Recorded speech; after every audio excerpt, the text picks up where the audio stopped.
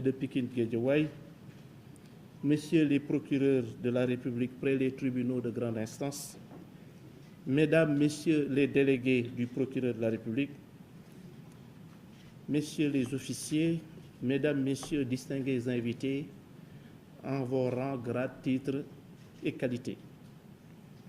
Je voudrais tout d'abord vous souhaiter la bienvenue et vous remercier d'avoir bien voulu répondre à notre invitation. Je souhaiterais particulièrement saluer la présence parmi nous des partenaires comme l'Union européenne, les États-Unis d'Amérique, la France et l'Allemagne, des organisations de défense des droits de l'homme, des différents ordres professionnels, avocats, notaires, huissiers, experts, des syndicats et autres amicales et associations de la justice. C'est un honneur pour moi de présider pour la première fois cette conférence annuelle des chefs de parquet qui, comme on a l'habitude de le dire, constitue un creuset privilégié d'échanges et de discussions pour évaluer et, si nécessaire, réarticuler la politique pénale du gouvernement et l'exercice de l'action publique. Je suis d'autant plus honoré que j'ai exercé la quasi-totalité de ma carrière de magistrat au sein de la grande famille du parquet, caractérisée par sa solidarité et son indivisibilité. Mesdames et Messieurs, le rendez-vous de cette année présente la particularité d'intervenir à un moment de réflexion et de profonde mutation de notre système pénal. En effet, à la faveur de l'adoption de l'agenda 2050, Son Excellence M. Bassirou Diomaye Diakhar Faye, président de la République, a engagé notre pays dans une dynamique de transformation intégrale dans laquelle la justice est appelée à jouer un rôle primordial, comme en attestent les recommandations issues des assises nationales. La rencontre de cette année s'inscrit donc dans la lignée des ambitions du président de la République qui, dès son accession au pouvoir, a réaffirmé l'importance d'une justice indépendante, capable de garantir les libertés fondamentales et l'équilibre social, mais aussi et surtout de participer efficacement à la mobilisation des ressources et à la sauvegarde des deniers publics. Ce sont ces orientations chères au chef de l'État que le département de la justice qui m'est confié s'efforcera de traduire en actes concrets à travers un ensemble de réformes et d'initiatives. L'objectif visé est, d'une part, de mettre en place un système pénal capable de garantir la maîtrise de la population carcérale en vue de l'amélioration substantielle des conditions de détention et, d'autre part, de renforcer la contribution de la justice à la couverture des charges publiques. Ces deux thématiques cruciales cristalliseront d'ailleurs l'essentiel des discussions de notre rencontre.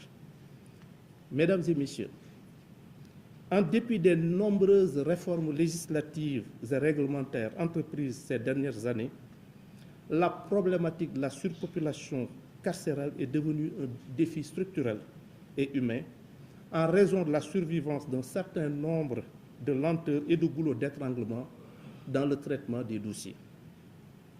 Mesdames et Messieurs les représentants du ministère public, le renforcement de l'implication de la justice dans la sauvegarde des ressources publiques et sa contribution active dans l'économie nationale implique de notre part une redynamisation du processus de recouvrement des amendes, confiscation et autres frais de procédure dont le produit devrait constituer une source importante de recettes pour le budget de l'État. Des avancées importantes ont été réalisées dans ce sens avec la conception d'un guide pour le recouvrement des amendes, l'installation d'un bureau d'exécution des peines dans certaines juridictions dites pilotes comme Saint-Louis et le déploiement de plusieurs moyens matériels.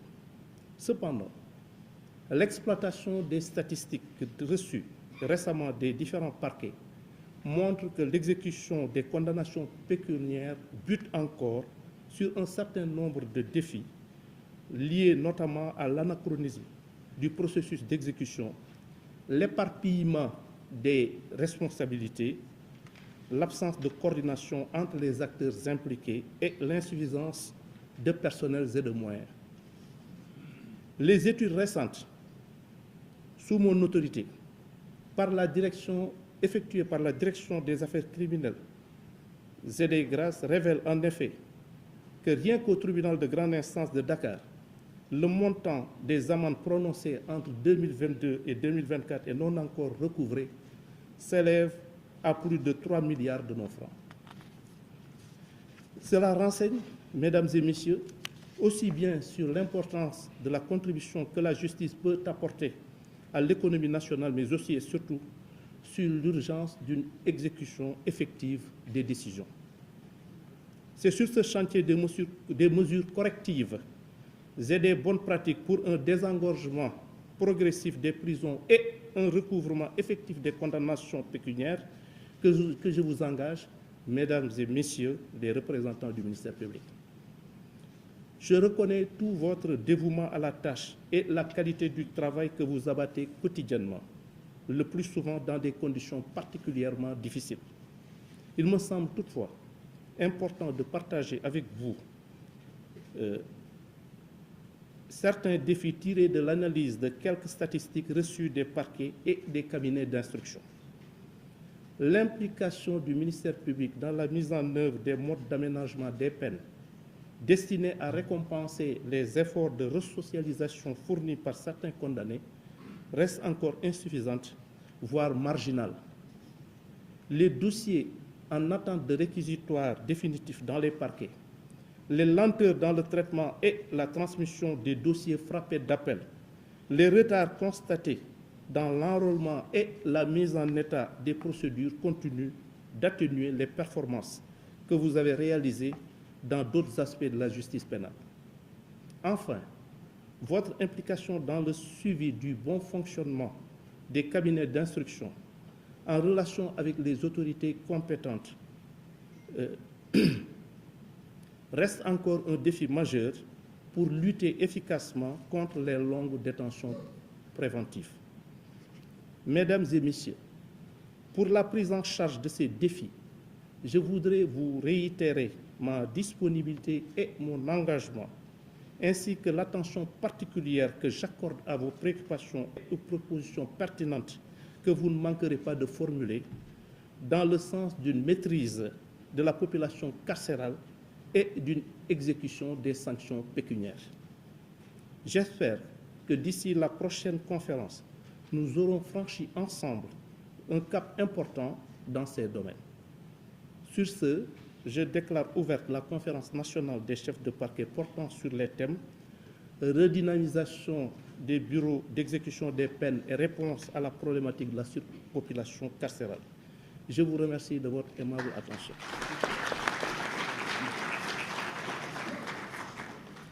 Merci beaucoup.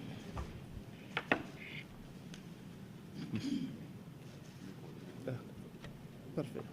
Merci beaucoup, Monsieur le Ministre.